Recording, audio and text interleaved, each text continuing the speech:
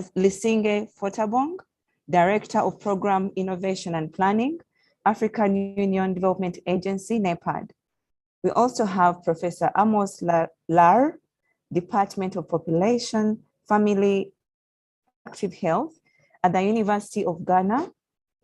Miss Paulina Addy, Director, Women in Agriculture Development Directorate, Ministry of Food and Agriculture in Ghana.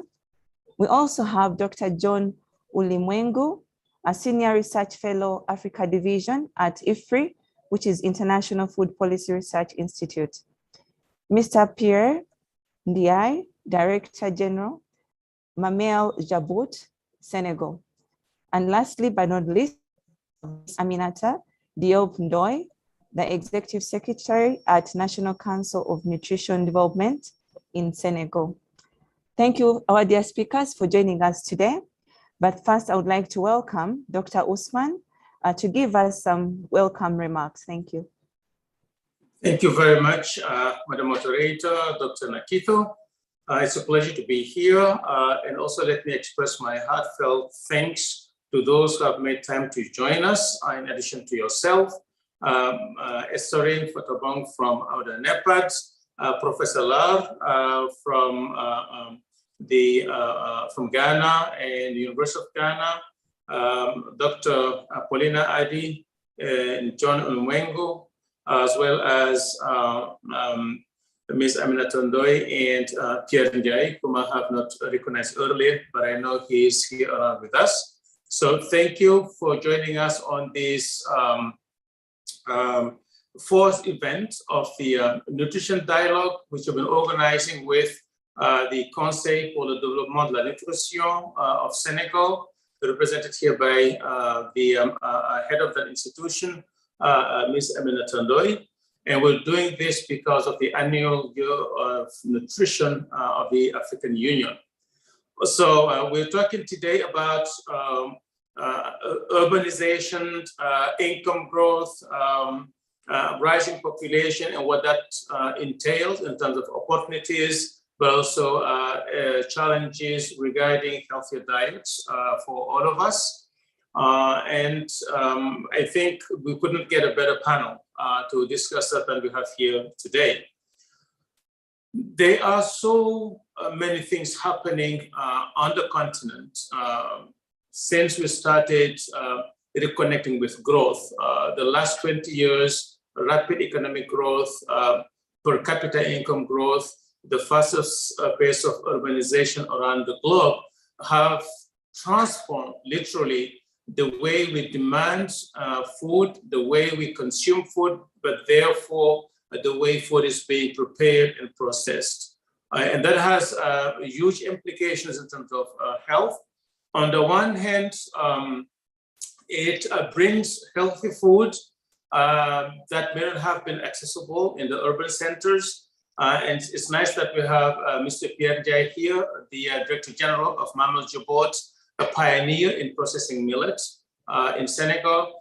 Through companies like his, urban populations are consuming more millet than ever before. Actually, the average consumption of consumed processed millet is now higher than the average consumption of millet as a whole just 10, 15 years ago. So they're expanding access to a healthy food to a larger share of the population compared to wheat or compared to rice, for example. But we also know that processed food tend to be high in fat, high in sugar, in other chemicals to preserve food. So that, of course, is contributing to increased amount of those micronutrients among urban population, affecting not just obesity, but all related non-communicable diseases. We just launched last week, exactly a week ago, the Africa Agriculture Trade Monitor. And there we saw, despite the economic slowdown since 2013, and the slowdown in trade among African countries, trade in food stuff has continued to grow. And that trade is rich and contribute to 70, 80, or 90% of the fat or the sugar and protein that are being consumed from trade. So it is that threat alongside that opportunity to access healthier food, not just millets, but also orphan foods, but some of our fruit trees, products, and others that could also be processed in some more healthier and accessible form. So how do we juggle these opportunities and these threats to ensure that we get the best of both worlds, higher, greater accessibility to healthier food that would otherwise not be available, but also avoiding the collateral damage of too much unhealthy nutrients in our bodies. So let me stop here and really look forward to your enlightening discussions and helping us understand and disentangle these complex relationships that we have here. And thank you again to all of you who've taken your time to join us on this fifth dialogue. And in particular, thank you to our colleague at CNDN who have been really pulling this with us over the last few months. It's great collaboration, and we're very proud of that and having you as a partner. So thank you, Madam Moderator, and back to you. Okay, thank you so much, Dr. Badian. Now I would also like to invite Ms. Estherine for some welcoming remarks. Ms. Estherine. Thank you, Madam Moderator, and for this opportunity. Now we're having issues with load shedding, so I really hope I'll be able to get through before it starts. Though if it's a problem, I will put off my my video. So thank you again, my brother Usman, Dr. Badian, for inviting AUD and EPA to be part of this really important discussion. So it's a pleasure to participate in the fourth series. And let me acknowledge you as the chairperson of Academia 2063. Let me also acknowledge Madam Aminata Diop Ndoye, the Executive Secretary for the National Council for Nutrition Development. Also to acknowledge the distinguished panelists and all the other colleagues and friends who are joining this event today. You know, mounting trends of hunger, acute food insecurity, and malnutrition are a result of compounding effects of conflicts, climate variability, and weather extremes, resource constraints, economic difficulties, as well as social and political instability. Underlying conditions such as poverty and inequality, sometimes underpinned by unfavorable policies, hampered achieving better food security and nutritional outcomes. According to the African Regional Overview of Food Security and Nutrition, the report, 281.6 million people on the continent, or over 1/5 of the population, faced hunger in 2020. The report also found significant variations in the levels and trends of hunger across the African sub-region, with a significant number of 44% of undernourished people on the continent living in Eastern Africa, about 26% living in Western Africa, about 20% in Central Africa, 6.2% in Northern Africa, and 2.4% in Southern Africa. Obviously, these numbers are quite disturbing, and it begs the question of the policies that we have been implementing, whether they are really achieving the results of addressing hunger. Within the last year of the last agricultural season, the December 2021 edition of FAO Crop Prospects and Food Supply Report assessed that globally 44 countries are in need of food assistance, of which 33 countries are in Africa. Again, these are numbers, if one can dismiss them, but they tell us a story a story of the food insecurity conditions in the continent. And these are really alarming rates or alarming levels that such reflections as we have today should help us to think what we need to do more and better.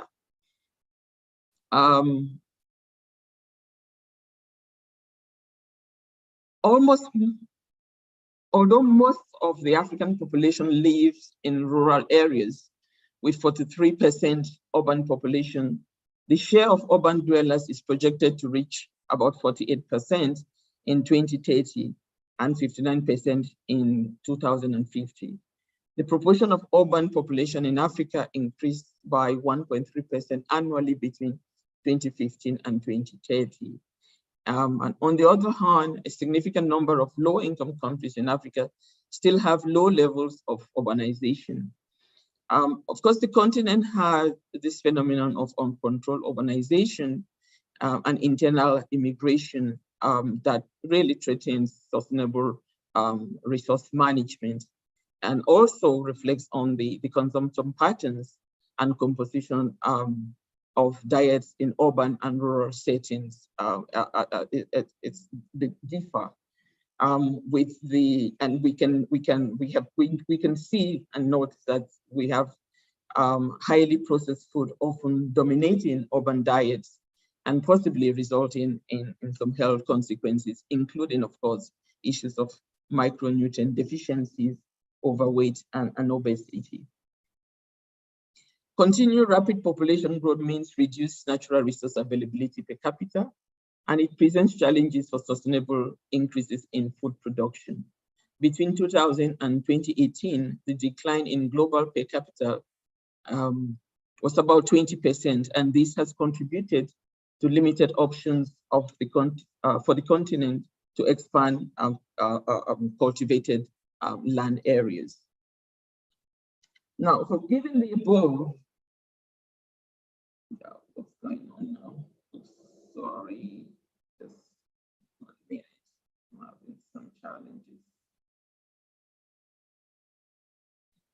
Given the above, there is an urgent need for a bold transformation of the African agri-food system to be more efficient, more inclusive, more resilient, and sustainable. It should be achieved through the adoption of multi-sectoral and multi-stakeholder approaches, including the involving all relevant agri-food system actors, and leading to better production, better nutrition, and a better environment, with a view of achieving the goals of leaving no one behind, as the vision of Agenda 2063. According to AUD and NEPA DACA principles, and also the SOFI report, several countries, including, I will just name a few, Burkina Faso, Ghana, Kenya, Sao Tome and Principe, and Senegal, have demonstrated that substantial reduction in the prevalence of stunting is possible with high political commitment, effective nutrition governance, and a focus on maternal and child health and nutrition, particularly in the first 100 days. So we know that things can be better, as has been demonstrated by the countries that I just mentioned. So given this opportunity, AUD really welcomes the discussion on Africa's rapid urbanization and growing middle class, which encompasses various dimensions such as early learning and stimulation, nutrition and health, security and safety, and healthier diets for optimal nutrition. So really, we're hoping that this discussion today will take a two-pronged approach. One, this conversation will help us to look into the questions of how to support African countries to enhance policies to address the shifting diets. So looking at legal and regulatory reforms. And two, will help us to look at the technical strengthening of institutions and investment agencies to encourage investment in nutrition and early childhood development that give children the best start in life. So that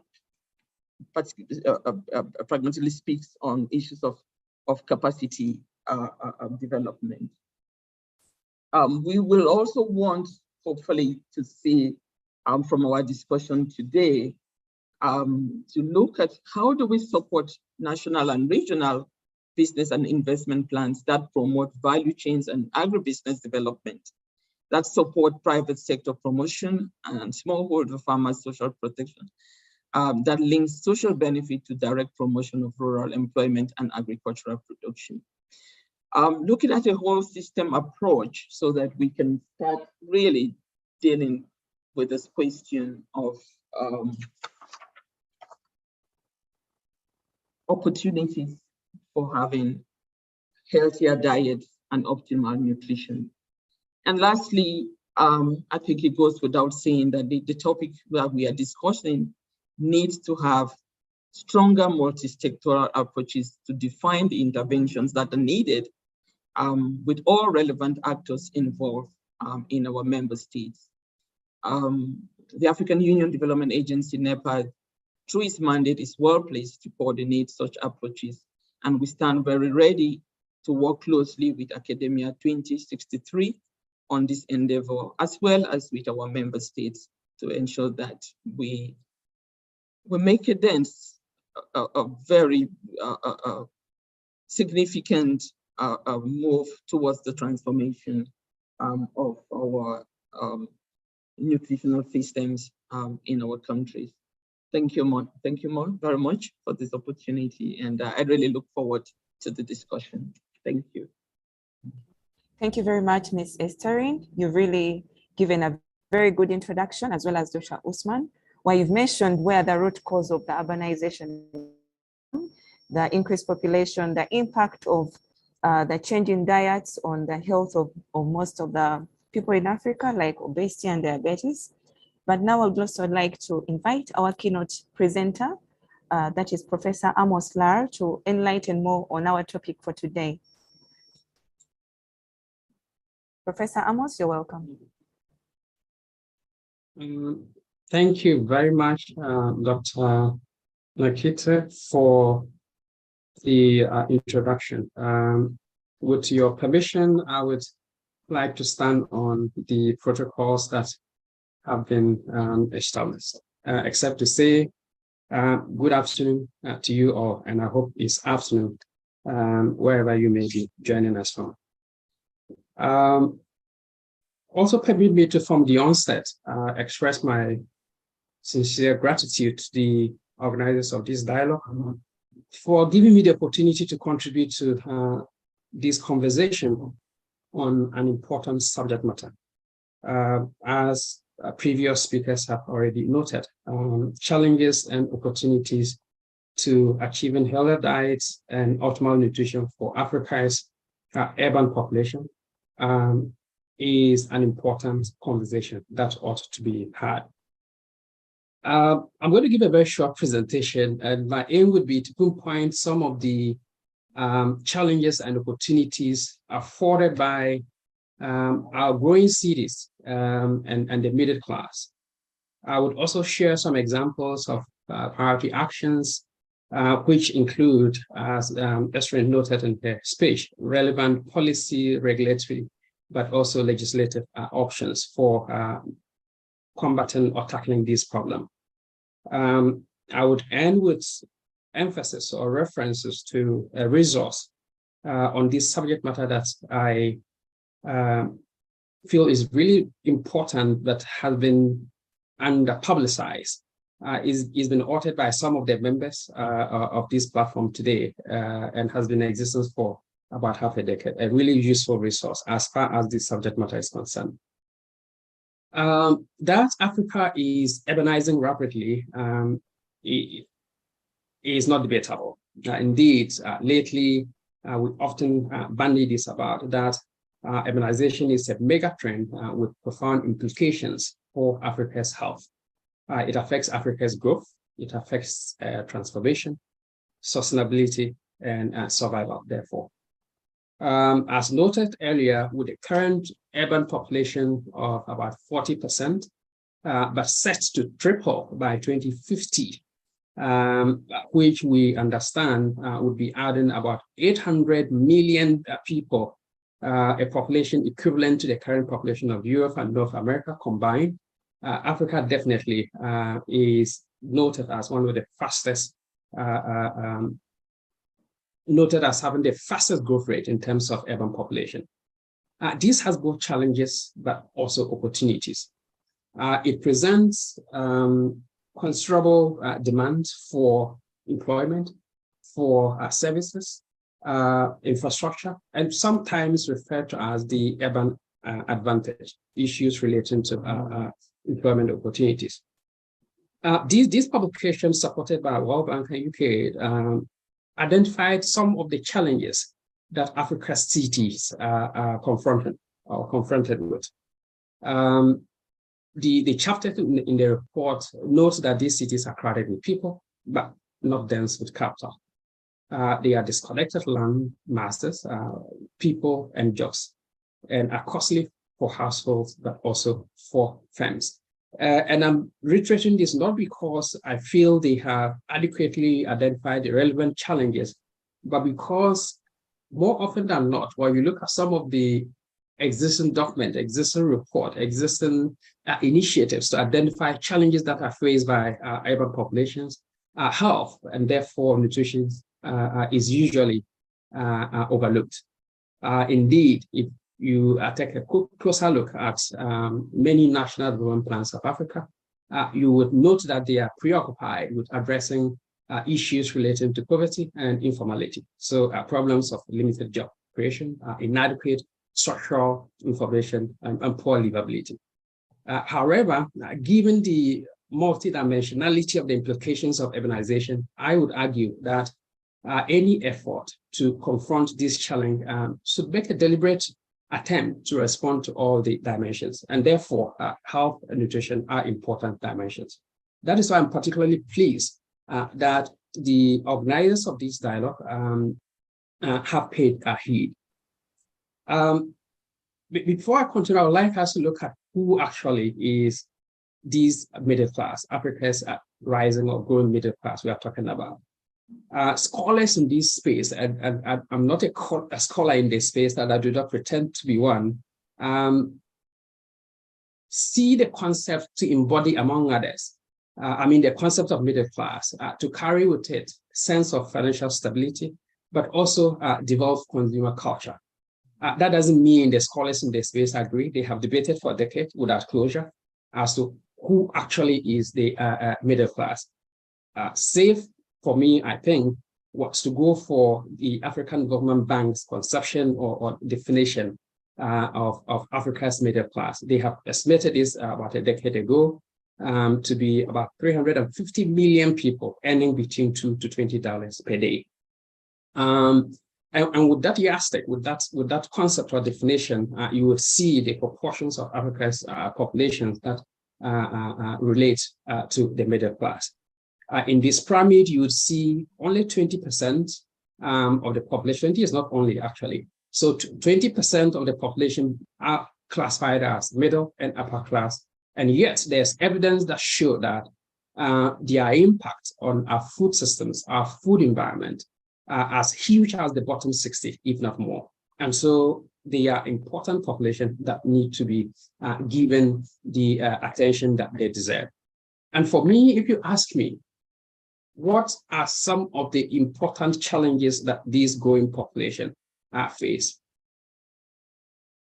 I would note one of the most important challenges would be, how do African countries, how do state jurisdiction assure food security for this growing population? And by food security, most of us, or all of us here, understand by this would mean all people at all times have physical, economic, and social access to sufficient, safe, and nutritious food. The other challenge to this is the fact that in today's world, or we talk about nutrition challenges, it is not only just about feeding the world's or Africa's hungry, but nourishing them as well, particularly within planetary boundaries. We do know out of the 8 billion people currently, 800 million are food insecure, some 3 billion are unable to afford healthy diet, over 2 billion are obese. But these are highly complicated. Within Africa, the problem is even more pronounced, given that 50% of these 800 million we're talking about are in Africa, and we are dealing with multiple burdens of malnutrition. The second challenge has to do with our food environment. The food environment are changing, and are changing rapidly, and the trajectory that it takes is in the wrong direction. The 2014 research report, actually co-edited by some of the participants in audience, Dr. Badian and Makumbe, featured an important chapter that looked at the multidimensional transformation of Africa's diet. Such dietary transformations initiatives they examined included dietary commercialization and dietary diversification, but in the wrong direction, again, towards processed food. Others have also argued that given the trend that we are headed towards, the NCD's battles we are talking about, if we do not take the needed action, will be fought mainly in the cities of Africa. With that bleak and gloomy picture, I would like to let you know there are some opportunities. And some of the opportunities include the fact that quite a number of the stakeholders recognize today that the urban food environment in Africa are not healthy, they are not sustainable, and they are not equitable, and are calling on food system duty bearers and other actors to act. Our cities, and data show, is struggling with increasing prevalence of overweight, obesity. And this is not necessarily an opportunity if you look at it lightly, but it can also be an opportunity given that it doesn't take that much to convince stakeholders that this is a problem, and it is a problem. Beyond this awareness, most of us here are aware that beyond the awareness, institutions nationally and even continentally have gone beyond awareness and have generated a resolve to address this problem, which I see as a huge opportunity. At continental level, guidelines, strategies, you look at the Africa Union Agenda 2063, as noted earlier, the African Regional Nutrition Strategy, the Malabo and post-Malabo initiatives, and indeed the fact that the continent has declared this year a year of nutrition just goes to speak to the opportunities that exist. And as I noted earlier, the organizers of these dialogue recognize those opportunities and have offered us the opportunity to have this conversation today.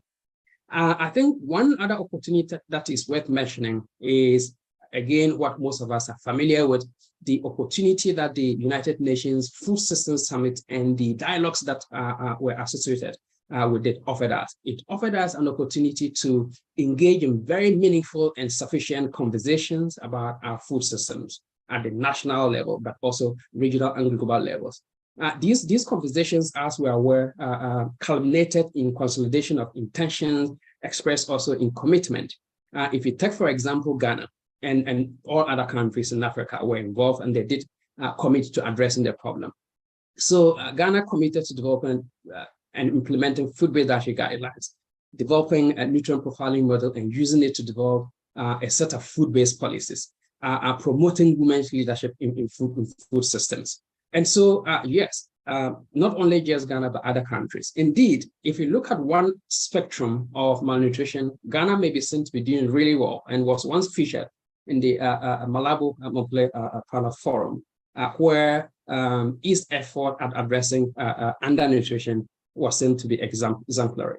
But at the same time, the challenges remain, as you can see here, this is a trajectory of adult overweight in Ghana from early 1990 to 2014, 2015.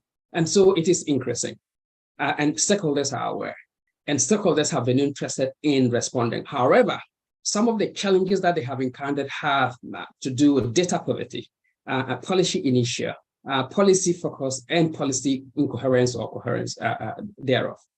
And so what I want to share with you in the next few minutes is an example of how Ghana as a country has attempted to address these challenges. Well aware of the challenges I just talked to you about, we spend a good amount of our time trying to generate the evidence that policymakers and other actors would need to promulgate policies and implement them. And therefore, we generated evidence.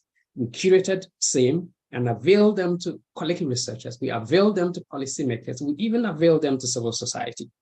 And the evidence then informed engagement, coalition building, and all those efforts have birthed two national projects currently. The first one, Healthier Diet for Healthy Lives, led by the Ghana's Ministry of Health with several other stakeholders, is focused on delivering multi-stakeholder action towards developing a fit for local purpose food-based policies.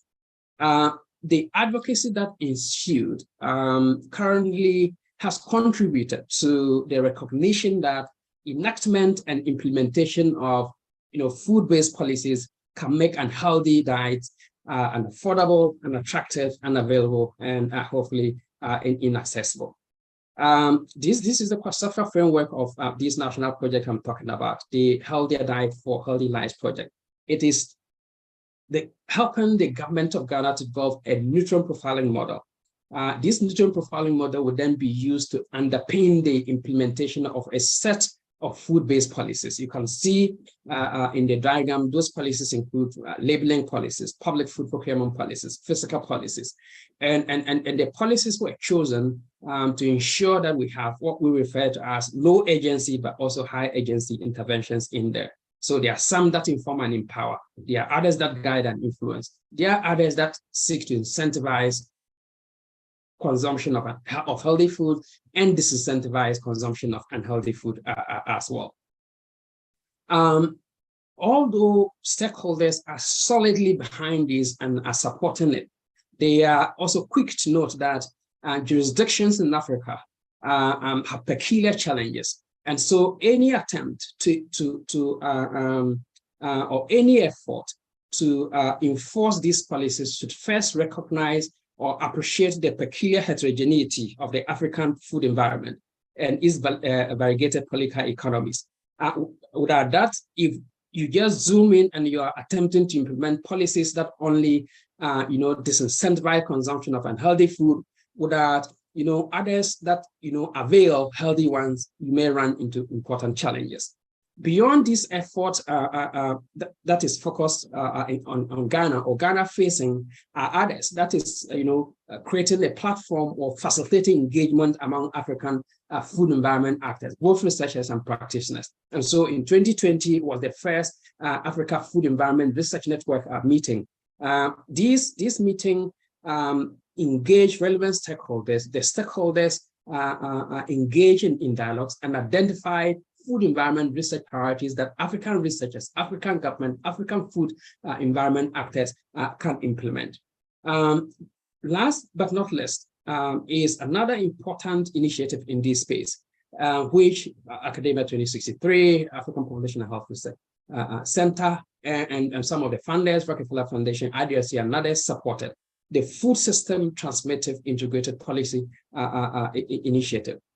These supported a number of African countries, Ghana, Malawi, Rwanda, to diagnose, to analyze, to identify gaps in their food systems, and then propose either amendment of existing policies or promulgation of new ones to address this, with the hope that those policies be implemented, and then implementation would assure sustainable, healthy diet for all. Finally, as I've noted in my introduction, I feel honored to have some of the authors of this resource here.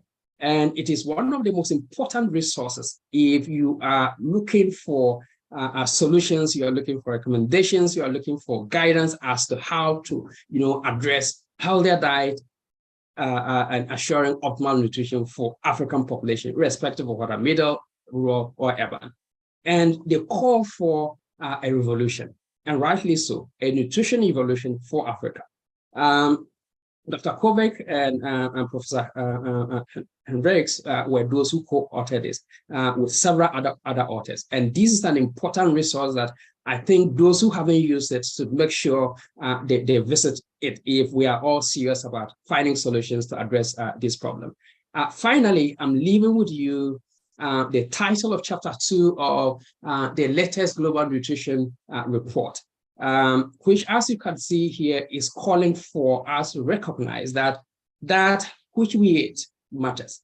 And it matters not only just to our health, it does to the planet in which we live in, which indeed resonate with this wise saying from an old man, of course from Africa, who said, and I quote, that the unborn generation is not waiting to inherit the future from us.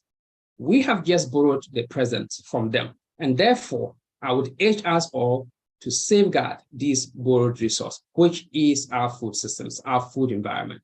So a call to Africa's middle class, a call to Africa's upper class, a call to Africa's lower class to recognize this and contribute their quota to ensuring that we are safeguarding this borrowed resource. Thank you, and over to the moderator. Thank you very much, Professor Amos. This has been very informative. I wish we had more time to listen to more of this.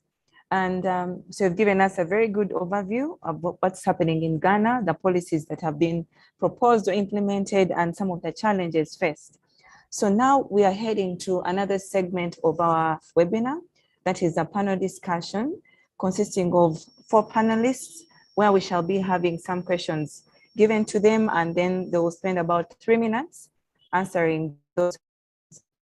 We'll do to start with Ms. Pauline Adi, the Director, Women in Agriculture Development Directorate, Ministry of Food and Agriculture in Ghana. Ms. Pauline, although Ghana has made substantial progress in reducing poverty, hunger, and undernutrition in recent years, overnutrition has continued to be a growing problem. What is the Ministry of Food and Agriculture doing in terms of policies and programs to help reverse the increasing trends of obesity and overweight? Right, thank you very much. And standing on existing protocols, I would want to thank the organizers of this important webinar. For the Ministry of Food and Agriculture, our core thrust is to facilitate food production. But with the increasing incidence of overnutrition and then obesity, we are spearheading the development of now we call it the food system-based dietary guidelines in collaboration with the University of Ghana School of Public Health. We have a new dimension to the development of the food systems-based dietary guidelines now. We are looking at the life cycle, so we don't leave anybody out. But then, with obesity and overweight, we have decided to put out of the graphic the fats components. So then we don't confuse those who would see it even at a glance that fat is about a fifth or a quarter is just out, and it has to be moderate. And just that. For the sugar and its related products also, we just have indicated that it has to be as little as possible. This is just a gist of it, but the food systems-based dietary guidelines is our guidelines. It's the policy tool for us to use for our advocacy in our efforts to also partner with the reduction in obesity. We do not work alone. We have other stakeholders on board. We're working closely with the Ghana Health.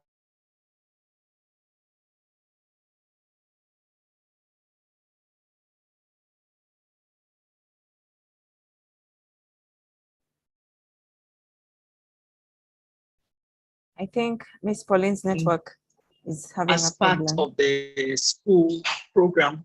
Please, I hope you can hear me. Oh, now we can. Program. So that is, oh, okay. Sorry. Yes, I talked about the food systems-based dietary guidelines the ministry is spearheading in collaboration with the School of Public Health of the University of Ghana. And we have called it food systems-based dietary guidelines. So then we take so many things in consideration. And for us, obesity is a worrying issue and overweight. So we are not only promoting food production, but we are looking at consumption of healthy eating as well. So I talked about collaboration with the Ministry of Health and with the Food and Drugs Board. We are looking at front package labeling for us to choose well. But overall, we are looking at depending on our local foods and eating wisely in order not to overshoot the range. For us also, we are targeting the life cycle. So we don't leave anybody out, because obesity starts from childhood and it goes on and on and on. So in the food-based dietary guidelines as well, we have made provision for physical activity. So by the time we are done, we are about 60% finished, but very soon we will launch. By the time we are done, we also will use it to compel consumers as to what choice of food to take. We'll also have the exercising regime added.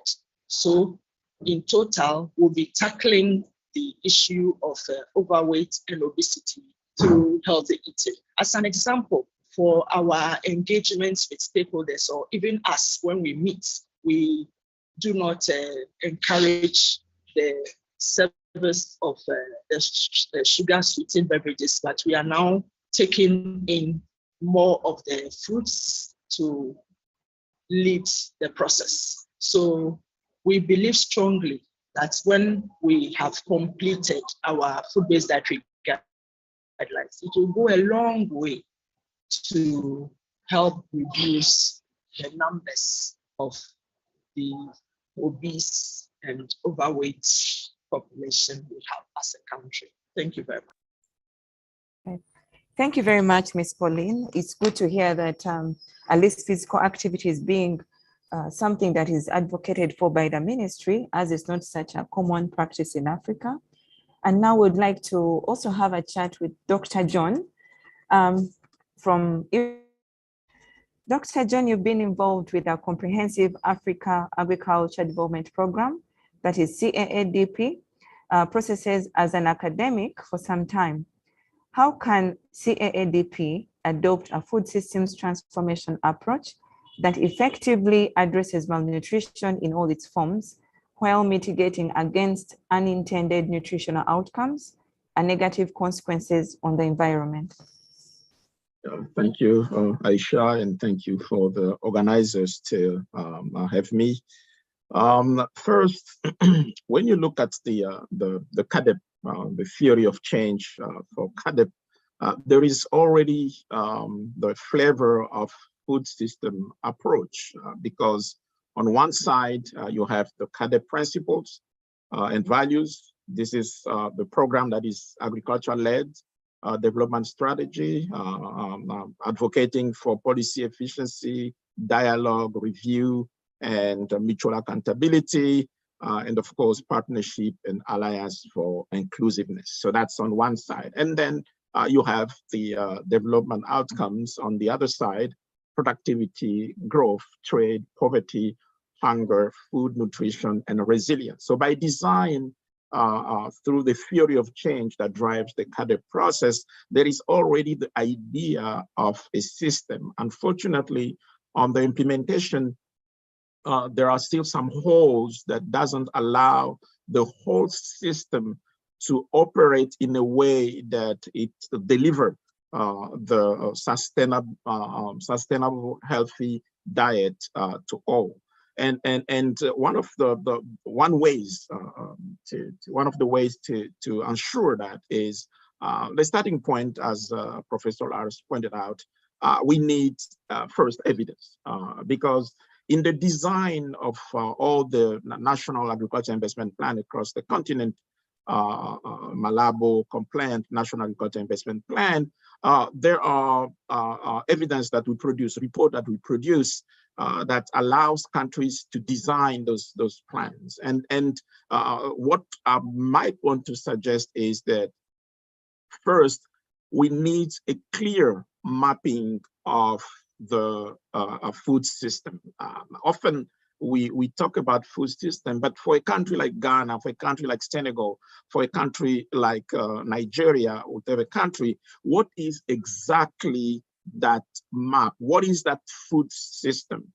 Who is involved in that food system? What are the institutions involved? Because that is the map that will show us where the point of failures are in terms of producing sustainable or healthy diet for all. The second element here, when we talk about system, it means that the different components of the system are not independent. How do we establish that interconnectivity between the components? Because I was involved in a couple of review of those NIPEs, and we noticed that after that the country was planning to include the food and nutrition in the National Agriculture Investment Plan, but it only thing that we did was to add a chapter into the National Agriculture Investment Plan. And when you read the agricultural component, the country was advocating for increased yield in cereals, but the food and nutrition chapter was highlighting deficiency in protein. So it was inconsistent. Yes, there was a chapter on food and nutrition in the program, but the chapter in food and nutrition was not consistent with what was being advocated on the ag part. So we need to establish consistently the connection between different components of the food system. Another element is the issue of coordination, because often when we think food or agriculture transformation of food system, we tend to focus on the Ministry of Agriculture. But when it is a food system, it goes beyond the Ministry of Agriculture. You have the Ministry of Health, the Ministry of Land Affairs, the Ministry of Finance, the Ministry of Energy, and the Ministry of Infrastructure. And we need a higher level of coordination to make sure that the system as a whole function to deliver the expected outcome, in this case, the sustainable, healthy diet for all. And that coordination should be at either the Prime Minister level or the President level. And of course, the whole system needs to be supported by a strong knowledge base, and of course, to build capacity of each institution, each player, to make sure that the behavior of each player is in coordination with the whole system. I think that's the next challenge for African countries. How do we, in every step, while designing the National Agriculture Investment Plan, how do we include the system element? And one key element here is really to make sure that we understand what the system is, who is in the system, what are the roles, and what are the connections, in a way that the Ministry of Health is involved, the Ministry of Agriculture, the Ministry of Infrastructure, from access to input all the way to food consumption. I'll stop here. Thank you very much, John. This is very good because you've really shown how a food system is meant to work together, but also most importantly, the consumers, that is the people in country, knowing that why different policies are put in place. Thank you very much, John.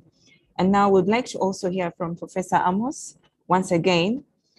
Professor, please enlighten on what are the key challenges and opportunities to achieving healthier diets and optimal nutrition in Africa. Thank you, Dr. Nakito, once again. There are quite a number of challenges, but I think one of the most important, but also very difficult to address, is the fact that the challenge of getting our food systems to do what most of us want it to do. Our food systems, we I think all, if not, I mean, most, if not all, agree that it is not delivering on a number of things, including what we just talked about. And so that motivated the many calls to get it transformed. So I think one of the most important challenges to achieving healthier diet and optimal nutrition is the fact that we have a food system that is not delivering on a number of fronts. And because it is not delivering on equity, on sustainability, on healthiness of food, we have hunger and undernutrition to deal with. But at the same time, we also have macronutrient malnutrition to deal with. We do also have, at the same time, overweight, obesity, and diet-related non-communicable diseases to deal with. And these are things that if our food systems are working properly, those problems can easily be eliminated. And so because it's not working properly, we do have problems of both availability and scarcity. So availability of unhealthy food, and scarcity of healthier ones. And even if we do have healthier food, they are usually not affordable. I noted earlier that the data captured in the 2022 SOFI report note that globally about 3.1 billion people are unable to afford healthier diet. And why? Because a symptom of the failings of our food system. Related to this is the food environment. And usually when we talk about the food environment, we are talking about that space. It could be physical space, but also metaphoric space within the food system where food systems actors engage. They engage to those who have opportunities to choose or make decisions, choose what they eat, how they eat it, where they get it. And the food environment, as I noted again earlier, has been changing and is changing and headed in the wrong direction. And fueled by marketing of unhealthier food and healthy diet is contributing to this problem that we have right now on our hand. And the marketing is such that it is impossible to evade, to avoid. We are being bombarded at home, on our way to work, we are bombarded at workplaces, we are bombarded everywhere, including settings where our children gather. So these are some of the problems, these are some of the challenges that we have to deal with if we have to assure healthier diet and optimal nutrition. You wanted me to talk about opportunities as well. I did indicate in my presentation, some of the opportunities is the fact that quite a number of food systems actors are gradually recognizing that our food environment, our food systems are not working, and therefore they ought to be transformed. I talked about the fact that it is not a difficult thing to convince food systems duty bearer these days that we have a problem of obesity and it needs to be addressed. The problems or the evidence that we've generated on that shows. The other opportunities, again, and I'm just reiterating what I talked about earlier, is the fact that at national, but also regional, continental levels, there is meaningful and sufficient efforts to have strategies, to have development initiatives that recognize the need for nutrition to be put, front and center. So I would also say those are some of the opportunities as well. I talked about what food systems, UN food systems dialogues in the summit did to this space. And so I should say those are some of the opportunities. Thank you so much once again, Professor Amos. Indeed, you had highlighted some of this during your presentation, and we appreciate you talking about it once again. Mr. Pierre, who is the Director General of Mamel Jabut, would like to hear from you next, please.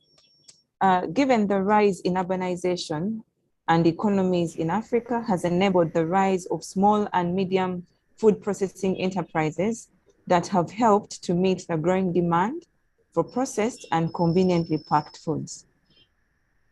Of a growing prevalence of overweight and obesity that is associated with people consuming more ultra-processed and calorie-dense foods, what can leaders in agri-food processing like yourself do to contribute to more nutritious food options and diets?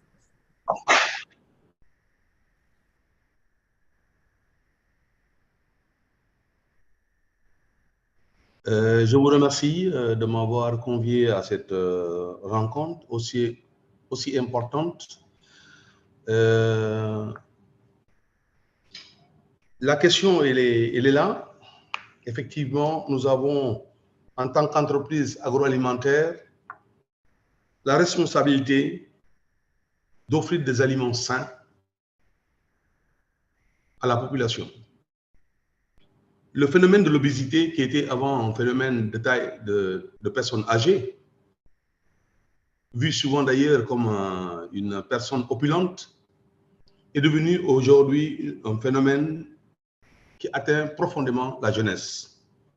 Effectivement, parce que nous avons une alimentation à trop fort taux énergétique, trop sucrée. Nos populations ont subi le contre-coup des cycles de sécheresse où notre alimentation autochtone a été modifiée fortement. Alors, qu'est-ce que nous pouvons faire, nous? Produire plus, déjà, est une volonté, n'est-ce pas, de l'entreprise agroalimentaire. Qu'est-ce que nous souhaitons pouvoir faire? C'est organiser des séances de dégustation, d'abord pour faire connaître les bons produits et les faire accepter. La deuxième chose, nous sommes en train de travailler sur l'alimentation des enfants à l'école, par le phénomène de la cantinisation d'école, où l'enfant apprend déjà très tôt à savoir quels sont les aliments nutritifs. Pas les aliments pour manger, pour avoir le ventre plein, mais les aliments nutritifs. La deuxième chose, c'est travailler les groupements de femmes. Aujourd'hui, on connaît suffisamment bien la responsabilité haute de la femme sénégalaise, africaine, qui donne à manger à la famille. Cette femme n'est souvent pas du tout informée sur ce qui nourrit. Il sait ce qu'on doit manger, un aliment de qualité, mais il n'est pas toujours averti à savoir ce qui nourrit correctement. Alors, aujourd'hui, la responsabilité de l'entreprise dans sa vision sociétale, c'est de créer des forums de rencontres, de dégustation, autour desquels nous allons pouvoir communiquer avec ces femmes qui vont prendre le relais au niveau de leur foyer pour amener les conditions alimentaires de la population. L'autre facette que nous sommes en train de faire, c'est d'abord la communication. Nous demandons aux gens qui communiquent sur la nutrition de développer la communication sur la langue nationale. Souvent, on parle un langage qui n'est pas compris. On parle d'éléments qui ne sont pas recevables par la population.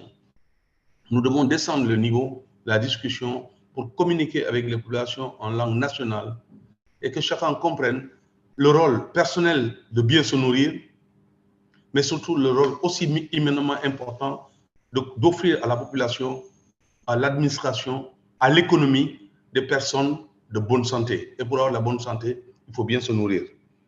Donc, pour répondre à cette question de surpoids, c'est un phénomène qui est là et il ne disparaîtra pas tant que nous ne serons pas appropriés, n'est-ce pas, des moyens de communication et d'activité industrielle pour qu'on donne des produits sains et non des produits, n'est-ce pas, qui ne font que faire du commerce pur et dur.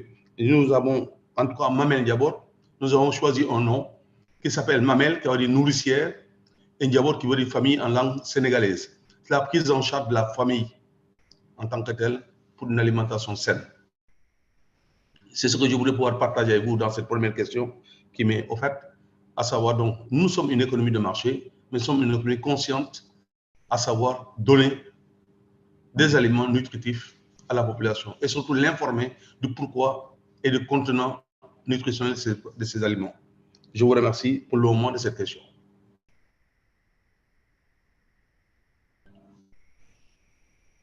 Merci beaucoup, Mr.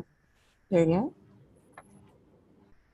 Next, we'd like to have a second round of questions with our panelists, and we're going back to Ms. Paulina. Ms. Paulina, would like to hear from you once again. Would like to know, based on this question here, considering multi-sectoral collaboration, what issues beyond the direct control of agriculture sector are critical to address and that should work in tandem with agriculture so agriculture contributes more effectively to improved diets and nutritional outcomes?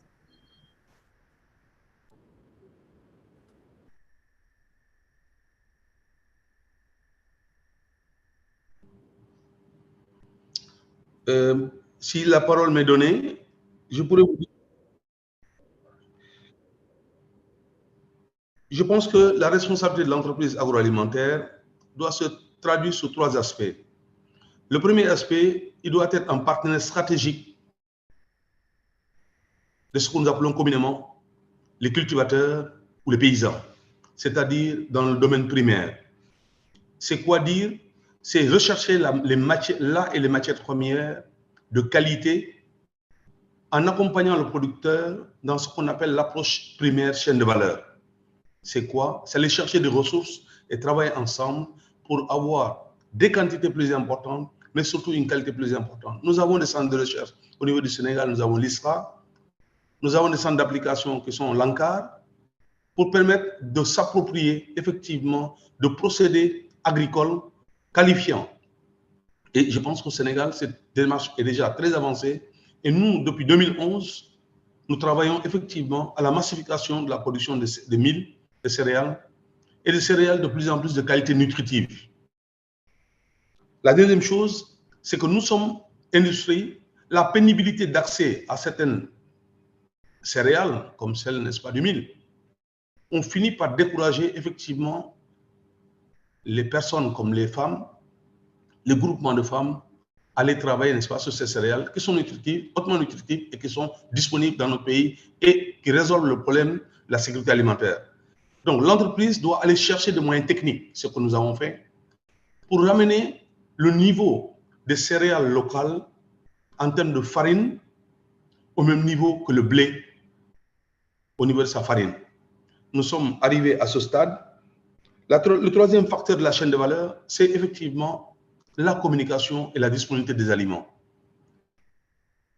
La population sénégalaise est à effectivement 60% dans cette ruralité du rural et des ruralités, n'est-ce pas, des villes. Nous devons promouvoir fortement l'emploi des femmes à la prise en charge, n'est-ce pas, des produits agricoles à transformer. Et nous y travaillons à l'heure actuelle en créant toutes ces synergies de chaînes de valeur entre la production, la transformation et surtout la prise en charge et la création de marchés durables pour nourrir notre population, mais surtout créer de la valeur ajoutée forte au niveau du plan qui est valeur ajoutée, une valeur de développement. Donc voilà un peu ce que nous avons fait dans le deuxième point, à savoir donc faire en sorte que le manger qualifiant soit disponible. Le troisième défi que nous avons en face de nous, qui est celui de savoir quels sont les problèmes que nous avons, nous, industriels, c'est qu'effectivement, au niveau des gouvernants, qui décident de savoir ce qu'on donne aux populations, ils doivent aussi prendre leurs responsabilités. On ne peut pas avoir une industrie locale qui travaille à la qualification des aliments et on admet des importations à grandeur échelle non contrôlables de qualité moyenne. La santé d'une population, c'est de son devenir humain de demain. Donc nous avons un problème, c'est cette concurrence très forte entre les produits transformés locaux et les produits importés, vendus en l'état au niveau de nos marchés. Je pense qu'il y a un travail ensemble à faire, il y a une discussion profonde qu'il faut avoir entre l'État et les divers partenaires des chaînes de valeur pour que les produits soient disponibles et de qualité. Nous sommes sûrs que l'Afrique a ses 60% de terres arabes qui englobent les 60% de ce qu'on appelait la population pauvre sur le plan alimentaire. Nous avons les moyens de nous en sortir. J'en suis convaincu fortement. Nous avons les moyens parce que nous avons la terre, nous avons l'eau, nous avons le soleil et nous avons la jeunesse. À ces 3 facteurs-là, le développement alimentaire est possible. Voilà un peu mon plaidoyer final, hein, en vous remerciant encore une fois de m'avoir invité et à participer à ce forum qui doit descendre au niveau de nos familles. On doit descendre ces discussions au niveau de nos familles, au niveau de nos écoles, au niveau, n'est-ce pas, de groupements de femmes. Je vous remercie.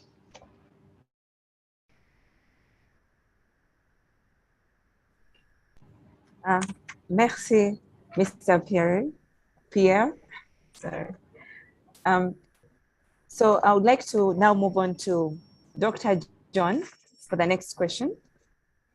Among the challenges underway in Africa's food systems, Among the challenges underway in Africa's food systems are the lengthening of value chains and increasing sophistication of food products demanded. What do you see as the key risks and opportunities along value chains in terms of ensuring healthy and nutritious foods for consumers? And also, where can nutrient content be lost or enhanced? Please unmute yourself, John.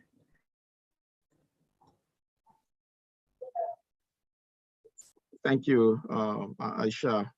Again, I think in terms of opportunities, I will go back to what Lars mentioned, that urbanization, population growth, and increase in income really present huge opportunities for African food system. We know that as of now, in between 35 to $40 billion are being spent across the continent on food import. And if nothing is done, that may go up to 100 billion by 2030. So that's a huge opportunity for African food system. However, in terms of risks, the race to feed the millions may overlook some of the environmental and food safety issues. For example, the use of fertilizer to increase yields may lead to higher carbon dioxide emissions, which again will have a negative impact on our environment. Lack of proper storage and logistics infrastructure may lead to foodborne diseases. One example is the aflatoxin that is in our maize flour, in other products as well. Some of the fortification methods, I think Usman mentioned that, like adding fats are leading to unhealthy food and healthy issues. So those are the risks that unfortunately are linked to the need to feed the millions that are still food insecure across the continent. With respect to loss of micronutrient, this is really the black box of the system, where we have very little knowledge, very little evidence, because of the focus has been on production. We mentioned post-harvest loss, but you don't hear enough, or you don't hear often micronutrient losses. Why? Because we focus on production and processing component of the system in a way that we don't pay attention to what is happening in the stock of micronutrients throughout the value chain. So we need to invest more on tracing and mapping the content of micronutrients for each food item to identify the point of failure along the system. It is very important because some of the studies that were done in Zambia and in Malawi on beans, for example, they found that between the production and the consumption component, beans is losing almost 70% of its content in iron in that process, which is very critical, because it implies that whatever investment that we did in developing that biofortified beans, in processing or fortifying beans, has been lost, maybe because of bad storage, because of cooking habits, or other things that we need to make sure. So what the conclusion should be that what do we do? What type of technology, techniques, behavior that we need to adopt to keep the level of micronutrient from production all the way to consumption? And that's, as I said, still a black box where we don't have a lot of information, knowledge, evidence on. Thank you. Thank you, Dr. John. So that means it's still a challenge trying to ensure that nutrients are not lost even along the line. I don't know if you still have any suggestions on way forward towards that, reducing the loss during production. Could it be maybe enlightening on the manufacturers on how to ensure that losses are not as much as they are right now? I don't know. Maybe you can give us some suggestions on that.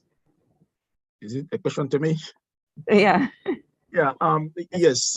First, we need that mapping of what is the value chain of micronutrient, and fortification is one way. But in addition to fortification, we need to invest in logistics that ensures that we keep the micronutrient. We need to invest in in packaging as well. Transportation, when speaking to the perishable products like your milk, like vegetables, fruits, we need to make sure that we keep the cold chain across the process. So those are the things, but unless we know exactly what are the point of failures in the system, it's very difficult to so that's for me, the starting point is we need to generate that knowledge, that evidence that allows us to see the whole map and where are the point of failures, where are we losing those micronutrients, and of course the cooking habit as well. I joke with my African fellows that most of the time we eat too much our vegetables, and at the end of the day we end up killing the micronutrient that we need to have that healthy diet. So those will be my suggestions. Thank you. Thank you. Thank you very much, John. That's indeed enlightening. Professor Amos, we have another question for you here. Several countries in Africa, including Mauritius, Morocco, South Africa, and Nigeria, have introduced a sugar tax to try and mitigate sugar consumption and decrease the prevalence of non-communicable diseases.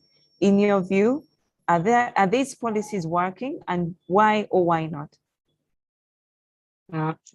Thank you very much. This is definitely an important question, and my short response to this would be that yes, they work, and I'll tell you why. But before I tell you why I say they work, I want to give an analogy.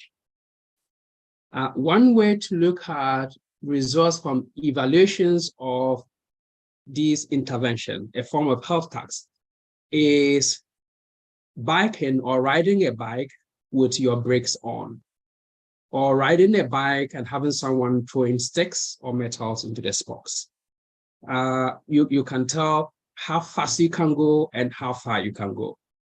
And that is one way to analogize the evaluations results from this particular intervention. The other thing is the outcome of interest. And so if we are looking at evaluation results on this, is the outcome of interest just obesity? Is it attitudinal changes or changes in dietary practices of consumers? Is it changes in practices of industry actors? And so once you look at all the different dimensions, your conclusion is going to be that, yes, they work. And here I do have evidence. And we do have evidence from other parts of the world, countries that have implemented these for some time now, especially in Latin America, Mexico, and Chile. In Chile, for example, when the evaluations were done, they were able to show that their tax was able to reduce monthly purchase volume of high taxed products. So those high sugar, salt, and fat by about 20%. And so purchases could be an outcome. There's evidence that it works in that direction. Another outcome could be responses from industry. And even before practices of consumers are measured, even before ultimate outcomes such as prevalence in obesity is measured, industry sometimes would also respond. And they could respond in the form of reformulating their products.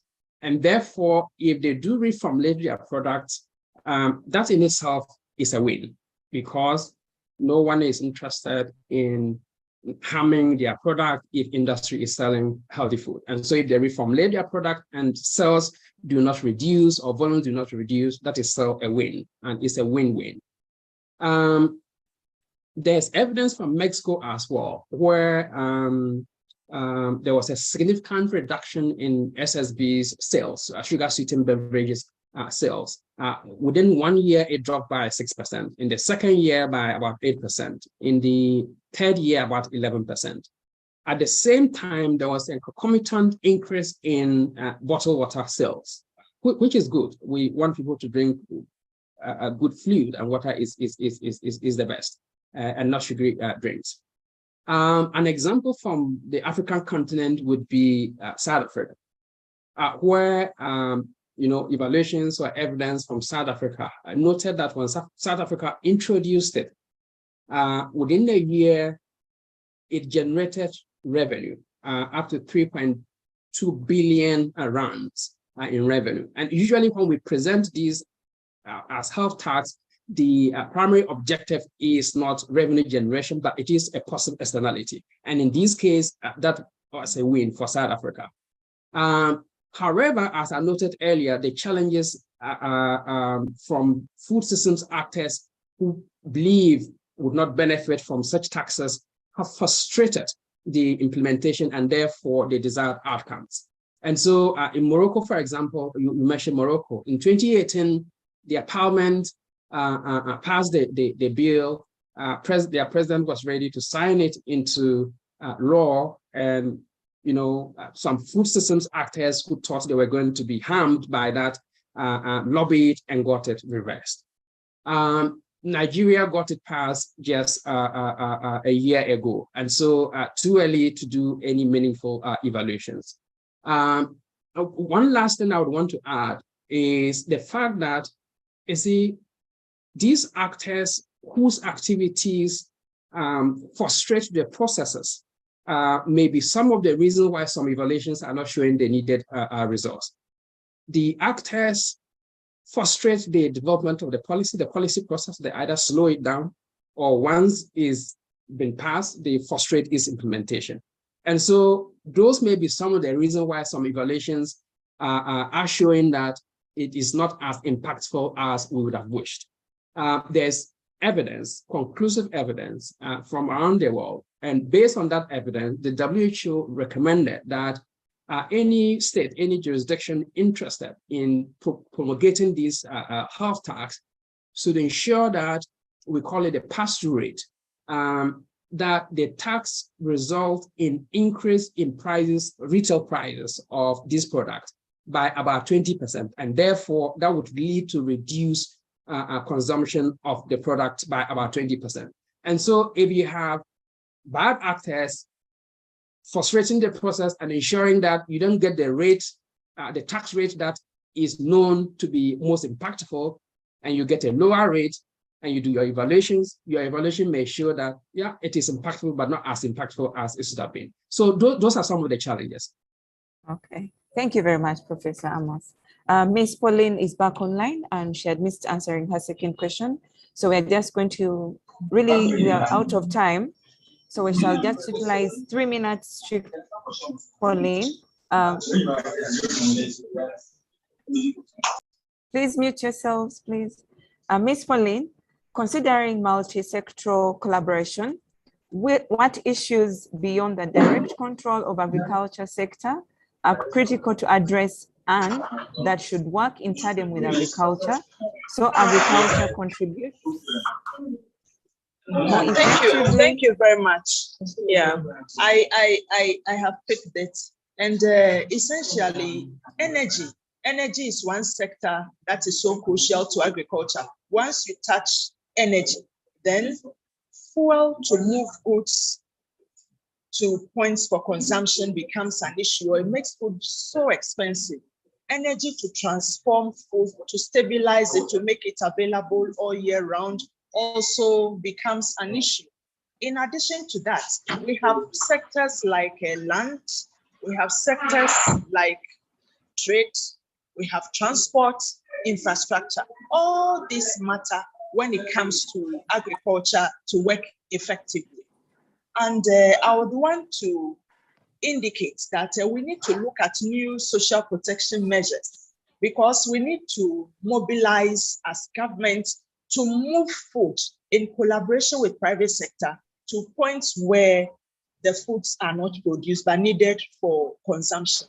Without that, we create starvation, we make food so expensive, and then we resort to eating very unhealthily. So I think we need to look at this new dimension of what governments can invest in to promote increased access to food by a greater majority of the populace. As we speak, fuel prices have gone up, production areas have overproduced, the food is not moving, and with that is the spoilage, which we also don't want to register, because that also is a disincentive for the farmers to produce on that scale with the ensuing season.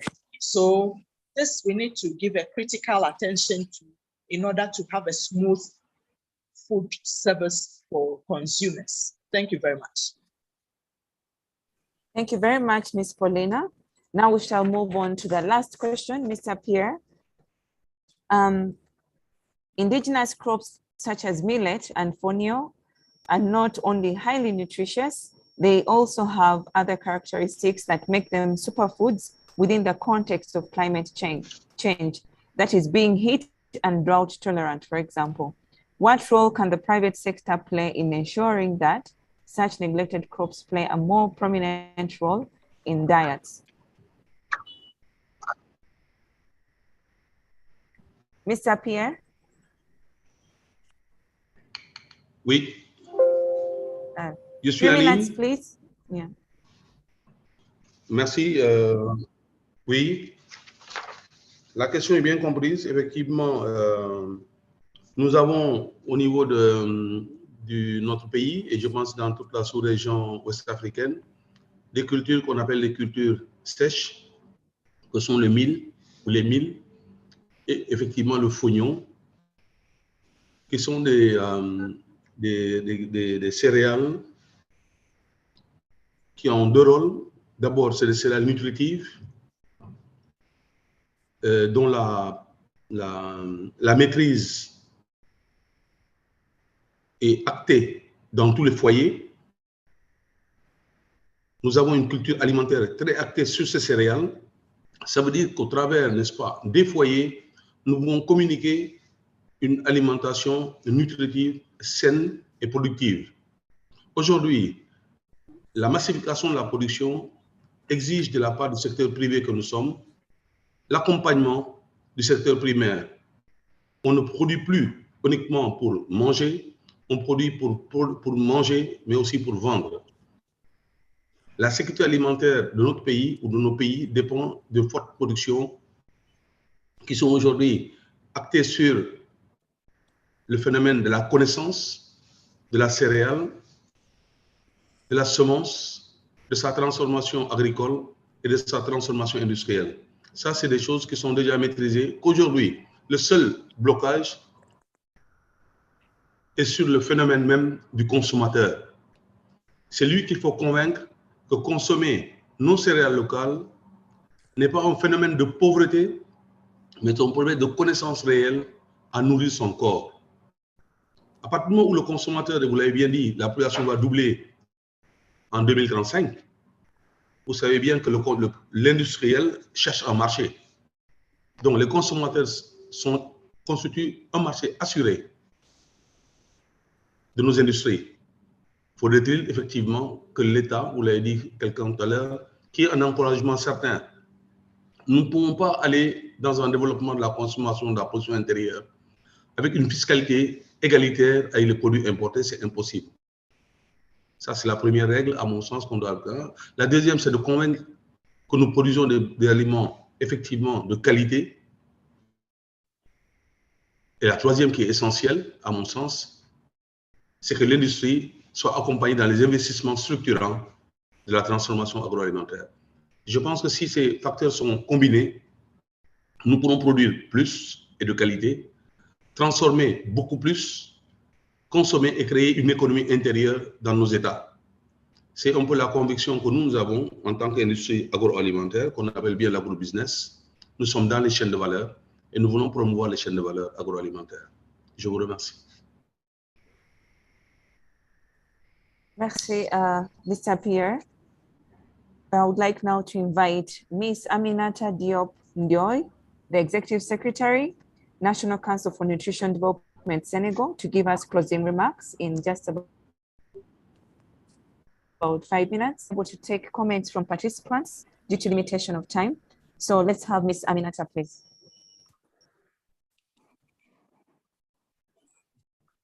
Merci beaucoup. Merci, Madame la modératrice. Merci aux différents orateurs. Je pense qu'aujourd'hui, c'est notre 4e concertation, mais à chaque concertation, on dit que c'est la plus importante. Je pense qu'on a beaucoup échangé. 1h30, c'est pas beaucoup, mais quand même, ça nous a permis de beaucoup échanger sur la problématique de l'urbanisation et des problèmes nutritionnels. Et je pense que les orateurs nous ont rappelé la situation de la croissance démographique du Sénégal, mais aussi les problèmes liés à l'obésité que nous sommes en train de constater de plus en plus dans toutes les villes africaines. Et le fait que aussi nous ayons un problème d'accès à des aliments sains, nutritifs et non transformés. Il a été rappelé que la consommation est devenue de plus en plus accrue des produits transformés et ces pratiques alimentaires ont des impacts sur la santé et la nutrition des populations. Donc, je pense qu'il y a plusieurs défis qui ont été identifiés, mais le principal défi est comment faire pour qu'à partir de nos systèmes alimentaires, qu'on puisse arriver à avoir une bonne nutrition, à avoir une bonne santé. Je pense que c'est ça le principal défi. Et les différents orateurs sont revenus sur des options. Plusieurs options nous ont été proposées et parmi ces options, il y a le besoin de faire la cartographie des différents éléments des systèmes alimentaires en termes d'acteurs, en termes d'institutions, en termes d'actions et surtout les maillons de la chaîne des systèmes alimentaires. Et je pense que le Ghana est revenu, on a eu des exemples du Ghana et d'autres pays qui ont eu à procéder au diagnostic des systèmes alimentaires, à prendre des engagements et des décisions fortes pour améliorer la situation. Et je pense que c'est bien de voir des États, chaque État, la situation diffère d'un État à un autre, et c'est bien que chaque État essaie de diagnostiquer, de faire la cartographie de sa situation et de trouver, je pense, des solutions adaptées. Ça nous a été partagé. Je pense que l'autre option, proposition de solution, c'est de voir comment arriver à ce que les différents acteurs, les différentes parties prenantes comprennent que la nutrition, la problématique de la nutrition, des systèmes alimentaires, de la sécurité alimentaire, c'est multidimensionnel. Ça demande la participation et la contribution de plusieurs secteurs pour qu'on puisse arriver à une alimentation saine, un accès équitable et une alimentation à haute valeur nutritive. C'est plusieurs secteurs qui doivent être ensemble.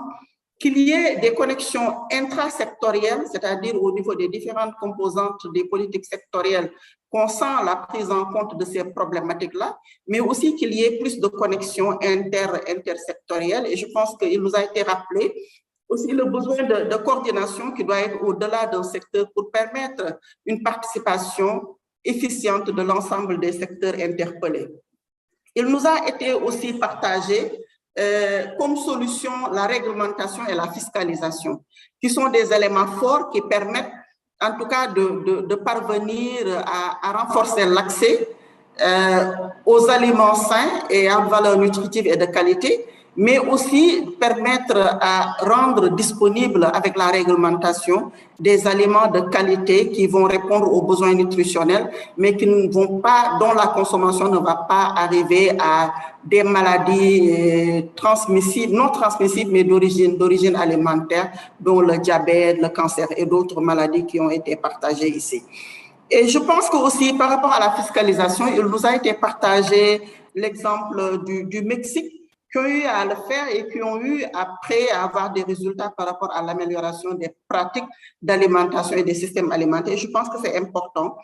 Il y a eu un message fort qui a été passé, c'est la communication. Il faut que la communication touche aussi tous les maillons et tous les acteurs des différents maillons de la chaîne de valeur de tous les produits, mais en tout cas du système alimentaire.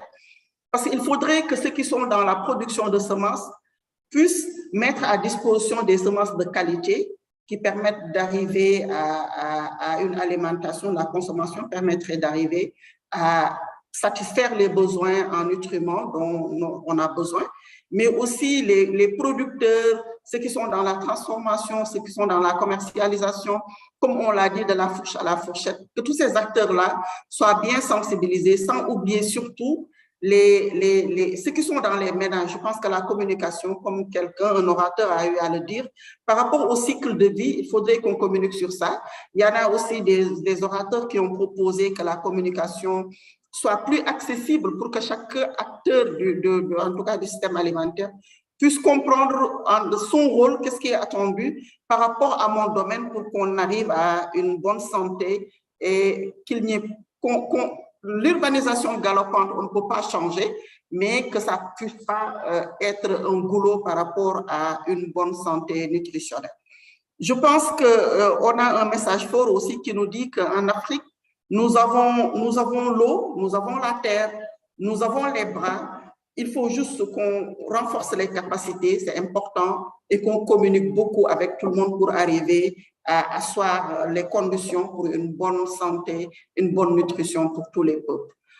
C'est ça, en tout cas, ce qui est sorti des discussions de ce jour, et je pense que c'est de bonnes recommandations qui sont sorties ici, surtout par rapport à la réglementation, par rapport à la fiscalisation et par rapport à la communication. Je pense que si on se base sur ces trois options-là, adaptées aux réalités de chaque pays, on peut arriver à profiter, à faire de l'urbanisation une opportunité, mais pas une contrainte pour une bonne santé. À vous, je vous remercie.